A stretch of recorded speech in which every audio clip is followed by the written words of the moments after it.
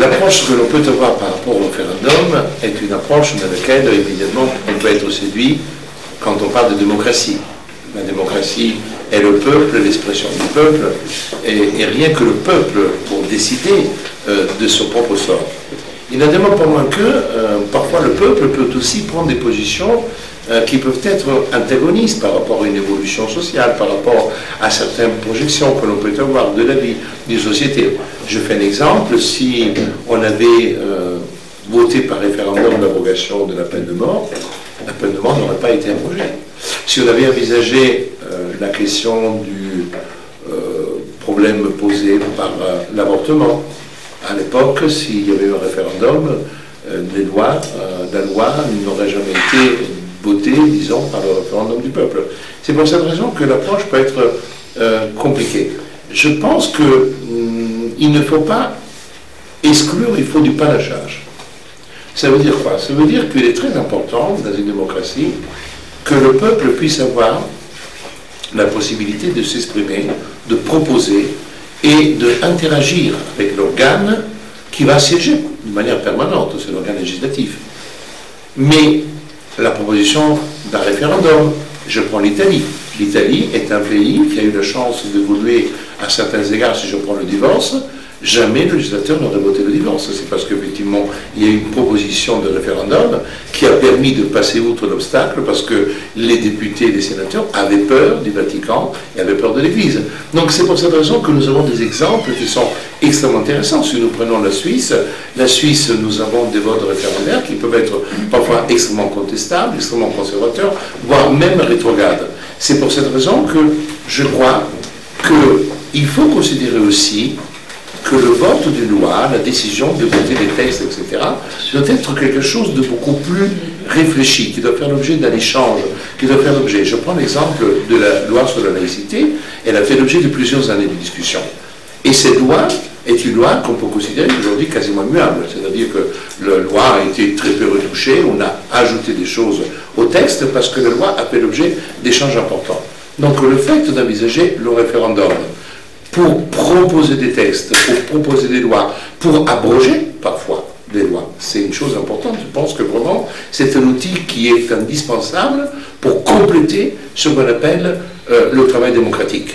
Mais si aujourd'hui on se limite au RIC comme une manifestation importante de démocratie, pour moi nous commettons une erreur. Ce que je pense, c'est qu'il faut une présence beaucoup plus forte du peuple au sein des institutions. C'est-à-dire que si les institutions ne reçoivent pas le peuple et le peuple est absent, les institutions font un travail, je dirais, de bastion et de défense. Si le peuple est présent dans le cadre de ce qu'on appelle une constante institutionnelle, si je prends la cour d'assises, on ne peut pas dire qu'en France, on a eu beaucoup de décisions qui ont fait l'objet de protestations rendues par les cours d'assises. Les cours d'assises ont même permis de pouvoir mettre en exergue des erreurs judiciaires. C'est l'affaire de Trou, par exemple, a été résolue en cour d'assises, pas dans le cadre de l'instruction. C'est la cour d'assises qui a permis, à travers aussi les jurés, d'aller trouver qu'il y avait quelque chose qui se déroulait pas de manière convenable dans cette affaire.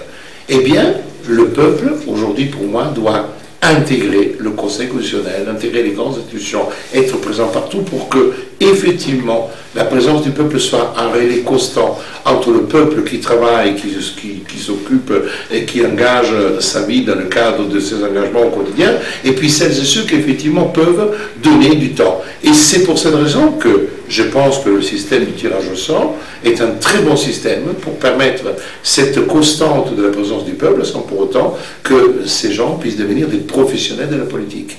Mais aussi, nous devons modifier le problème aujourd'hui de la représentation du peuple, parce que le système des partis est un système contraignant. Pourquoi? En réalité, les gens, quand élisent un député, ils espèrent d'avoir de lui une représentation. On n'a pas de mandat impératif, on le sait très bien.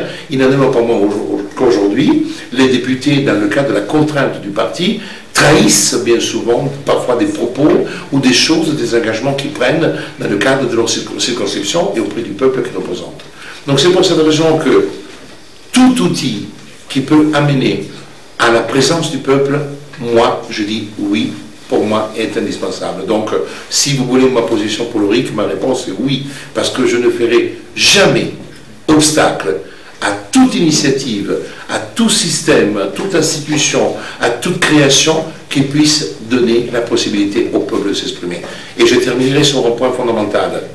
Aujourd'hui, le peuple n'est plus cette masse ignorante, rustre, qu'on pouvait connaître et que même, je dirais, les Grecs, lorsque Platon ou Aristote discutaient, réfléchissaient sur la démocratie, ils avaient devant eux une élite, un nombre extrêmement limité de gens cultivés et puis une masse populaire. Aujourd'hui, il existe, bien sûr, toujours une masse populaire, mais aujourd'hui, le niveau culturel, d'instruction, d'information est de plus en plus élevé. La France est un pays qui a un nombre de personnes qui ont fait des études élevées. Donc ce peuple rustre qui ne comprend rien et qui ne fait que se lever le matin pour aller gratter la terre n'existe plus. Et c'est pour cette raison qu'il faut faire confiance au peuple et le peuple, par l'orique, peut s'exprimer et il doit s'exprimer.